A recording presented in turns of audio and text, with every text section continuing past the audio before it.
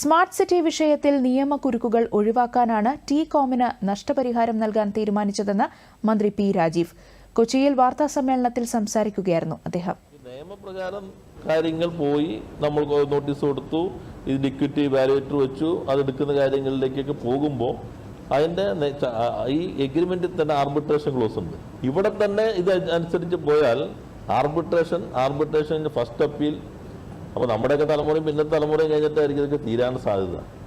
ഇത് അവർ ആവശ്യപ്പെട്ടു, ഇപ്പം നമ്മളും തീരുമാനിച്ചു. അപ്പോൾ രണ്ട് താല്പര്യം ഇതാണ് എന്നുവെച്ചാൽ അവർ ഒഴിയാൻ തീരുമാനിച്ചു, നമ്മൾ അവരെ ഒഴിപ്പിക്കാനും തീരുമാനിച്ചു. അപ്പോൾ രണ്ടും ഒന്നായല്ലോ.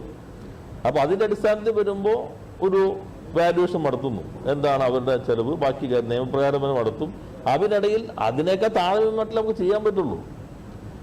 ഇപ്പം എത്രയും പെട്ടെന്ന് അവരെ ഒഴിപ്പിച്ച് ആ സ്ഥലം വിനിയോഗിക്കാൻ കഴിയുമോ, ഇതാണ് സർക്കാർ അതിനകത്ത് നോക്കുന്നത്. സംസ്ഥാന താൽപര്യം സംരക്ഷിക്കുകയാണ് പ്രധാനമെന്നും മന്ത്രി പറഞ്ഞു.